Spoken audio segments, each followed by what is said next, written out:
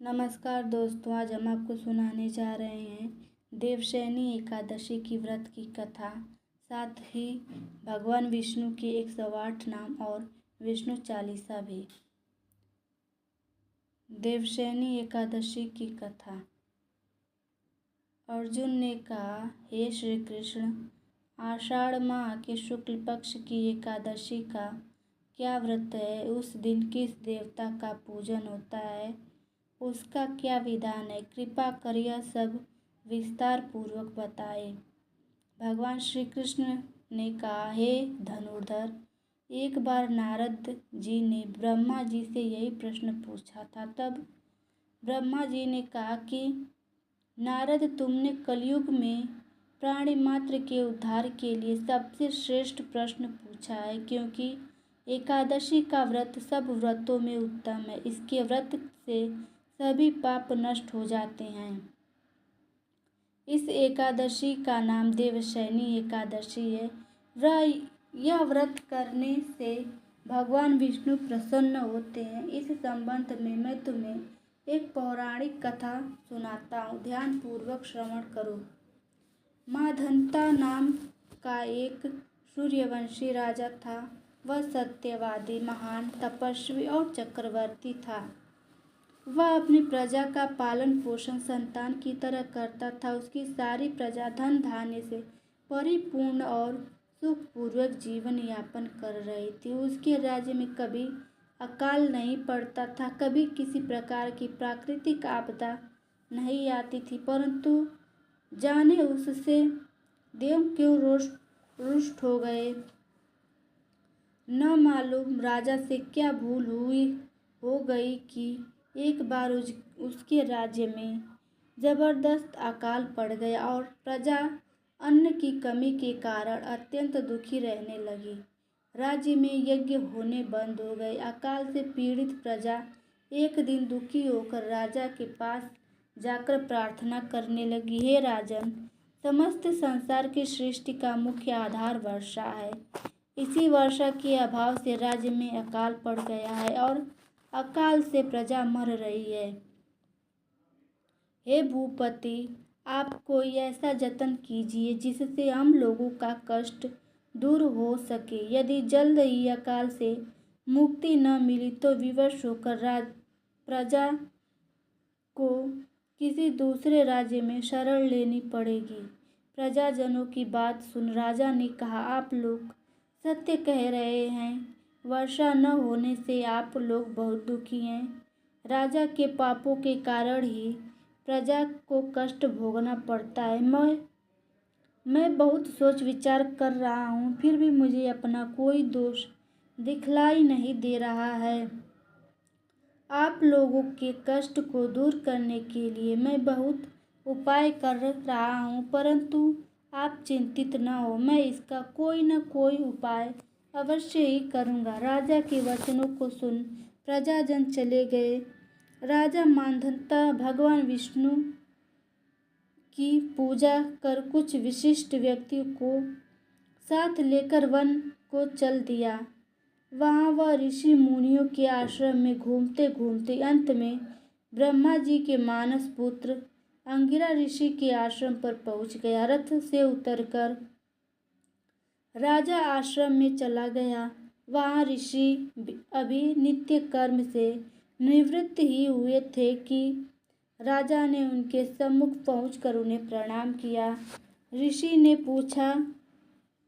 ने राजा को आशीर्वाद दिया, फिर पूछा, हे राजन, आप इस स्थान पर किस प्रयोजन से पधारे हैं, सो कहिए। राजा ने कहा, हे महर्षि, मेरे राज्य में 3 वर्ष से वर्षा नहीं हो रही है। इससे अकाल पड़ गया है और प्रजा कष्ट भोग रही है। राजा के पापों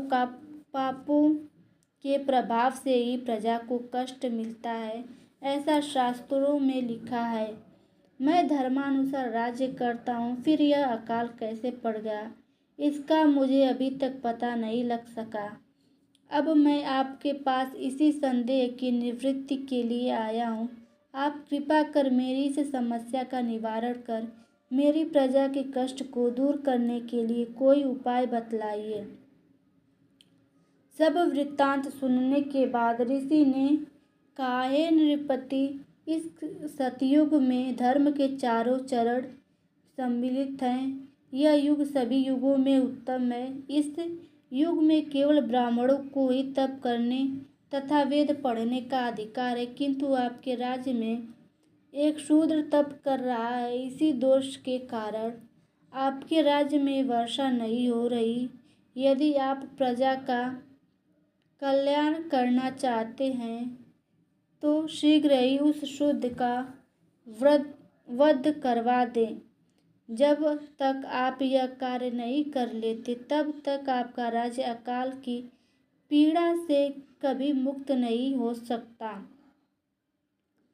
ऋषि के वचन सुन राजा ने कहा, हे मुनिश्रेष्ठ, मैं उस निरपराध तप करने वाले शूद्र को नहीं मार सकता। किसी निर्दोष मनुष्य को घात पहुंचाना मेरे नियमों के विरुद्ध है और मेरी आत्मा इसे किसी भी स्थिति में स्वीकार नहीं करेगी। आप इस दोष मुक्ति का कोई दूसरा उपाय बतलाइए। राजा को विचलित जान ऋषि ने कहा, हे राजन, यदि आप ऐसा ही चाहते हो तो आषाढ़ माह के शुक्ल पक्ष की देवशयनी नाम की एकादशी व्रत का विधि विधान व्रत करो। इस व्रत के प्रभाव से तुम्हारे राज्य में वर्षा होगी और प्रजा भी पूर्व की भांति सुखी हो जाएगी, क्योंकि इस एकादशी का व्रत सिद्धियों को देने वाला है और कष्टों से मुक्त करने वाला है। ऋषि के इन वचनों को सुनकर राजा अपने नगर वापस आ गया और विधान पूर्वक देवशयनी व्रत एकादशी का व्रत किया। इस व्रत के प्रभाव से राजा के राज्य में अच्छी वर्षा हुई और प्रजा को अकाल से मुक्ति मिली। इस एकादशी को पद्मा एकादशी भी कहते हैं। इस व्रत के करने से भगवान विष्णु प्रसन्न होते हैं, अतः मोक्ष की इच्छा रखने वाले मनुष्यों को इस एकादशी का व्रत करना चाहिए। चातुर्मास व्रत भी इसी एकादशी के व्रत से आरंभ किया जाता है। कथा सार: अपने कष्टों से मुक्ति पाने के लिए किसी दूसरे का बुरा नहीं करना चाहिए। अपनी शक्ति से भगवान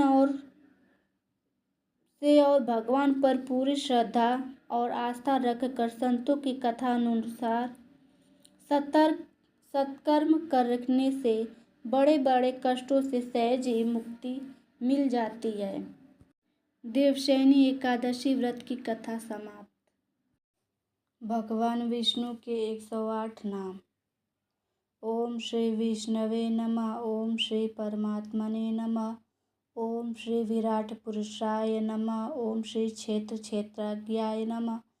ओम श्री केशवाय नमः। ओम श्री पुरुषोत्तमाय नमः। ओम श्री ईश्वराय नमः। ओम श्री ऋषिकेशाय नमः। ओम श्री पद्मनाभाय नमः। ओम श्री विश्वकर्मणे नमः। ओम श्री कृष्णाय नमः। ओम श्री प्रजापतये नमः। ओम श्री हिरण्यगर्भाय नमः। ओम श्री सुरेशाय नमः। ओम श्री सर्वदर्शनाय नमः। ओम श्री सर्वेश्वराय नमः। ओम श्री अच्युताय नमः। ओम श्री वासुदेवाय नमः। ओम श्री पुंडरीक्षाय नमः। ओम श्री नारायणा नमः। ओम श्री जनार्दनाय नमः। ओम श्री लोकाध्यक्षाय नमः। ओम श्री चतुर्भुजाय नमः। ओम श्री धर्माध्यक्षाय नमः। ओम श्री उपेन्द्राय नमः। ओम श्री माधवाय नमः। ओम श्री महाबलाय नमः। ओम श्री गोविंदाय नमः। ओम श्री प्रजापतये नमः। ओम श्री विश्वात्मने नमः। ओम श्री सहस्राक्षाय नमः।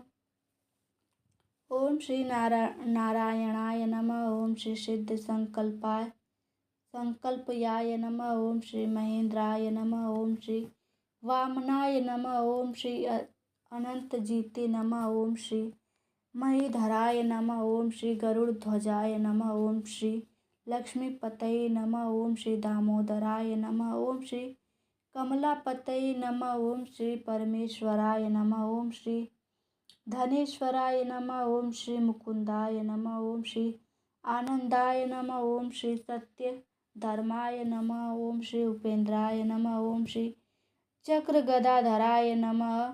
ओम श्री भगवते नमः। ओम श्री शांतिदाय नमः। ओम श्री गोपतये नमः। ओम श्री श्रीपतये नमः। ओम श्री श्री हरये नमः। ओम श्री श्री रघुनाथाय नमः। ओम श्री कपिलेश्वराय नमः। ओम श्री वाराहय नमः। ओम श्री नरसिंहाय नमः। ओम श्री रामाय नमः। ओम श्री हयग्रीवाय नमः। ओम श्री शोकनाशनाय नमः। ओम श्री विशुद्धात्मने नमः। ओम श्री केशवाय नमः। ओम श्री धनंजयाय नमः। ओम श्री ब्राह्मण प्रियाय नमः। ओम श्री श्री यदुश्रेष्ठाय नमः। ओम श्री लोकनाथाय नमः। ओम श्री भक्तवत्सलाय नमः। ओम श्री चतुर्मूर्तये नमः। ओम श्री एकपदे नमः। ओम श्री सुलोचनाय नमः। ओम श्री सर्वोत्तमुखाय नमः। ओम श्री सप्तवाहनाय नमः। ओम श्री वर्धनाय नमः। ओम श्री योगिनेय नमः। ओम श्री धनुर्धराय नमः। ओम श्री प्रीतिवर्धनाय नमः। ओम श्री प्रीतिवर्धनाय नमः। ओम श्री अक्रूराय नमः। ओम श्री दुःस्वप्ननाशाय नमः। ओम श्री भूभवे नमः। ओम श्री प्राणदाय नमः। ओम श्री देवकी नंदाय नमः। ओम श्री शंखभृते नमः। ओम श्री सुरेशाय नमः। ओम श्री कमल नयनाय नमः। ओम श्री जगद्गुरुवे नमः। ओम श्री सनातन नमः। ओम श्री सच्चिदानंदाय नमः। ओम श्री द्वारकानाथाय नमः। ओम श्री दानवेंद्र विनाशकाय नमः। ओम श्री दयानिधि नमः। ओम श्री एकात्मने नमः। ओम श्री शत्रुजीते नमः। ओम श्री घनश्यामाय नमः। ओम श्री लोकाध्यक्षाय नमः। ओम श्री जरामरणवर्जिताय नमः। ओम श्री सर्वयज्ञ फलप्रदाय नमः। ओम श्री विराट पुरुषाय नमः। ओम श्री यशोदा नंदनाय नमः। ओम श्री परम धार्मिकाय नमः। ओम श्री गरुड़ ध्वजाय नमः। ओम श्री प्रभवे नमः। ओम श्री लक्ष्मी कांताजाय नमः। ओम श्री गगन सदृशमाय नमः। ओम श्री वामनाय नमः। ओम श्री हंसाय नमः। ओम श्री व्यासाय नमः। ओम श्री प्रकटाय नमः। भगवान विष्णु के 108 नाम समाप्त। श्री विष्णु चालीसा।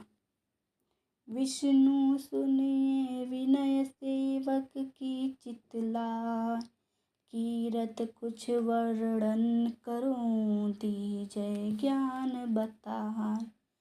नमो विष्णु भगवान खरारे, कष्ट न श्रावण अखिल बिहारी। प्रबल जगत में शक्ति तुम्हारी, त्रिभुवन फैल रही उजियारी। सुंदर रूप मनोहर सूरत, सरल स्वभाव मोहिनी मूरत। तन पर पीतांबर अति सोहत, वैजंती माला मन मोहत।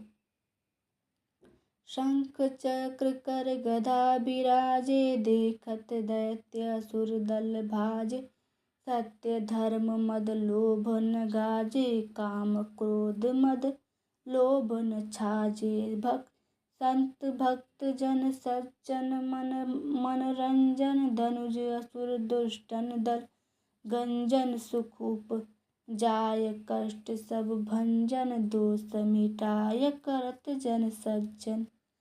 पाप काट भव सिंधु तारण, कष्ट नाश कर भक्त उबारण। करत अनेक रूप प्रभु धारण, केवल आप भक्ति के कारण।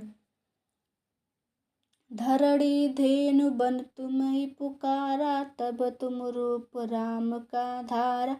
भार उतार असुर दल मारा, रावण आदिक को संहारा।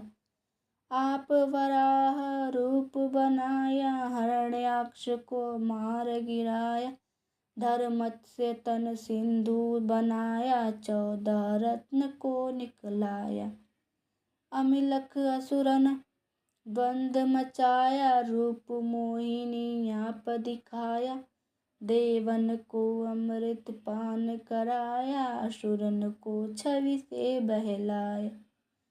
कूर्म रूप धर सिंधु मछाया, मंद्राचल गिर तुरत उठाया। शंकर को तुम फंद छुड़ाया, भस्मासुर को तुम रूप दिखाया। वेदन को जब असुर डुबाया, कर प्रबंध उन्हें ढूंढवाया।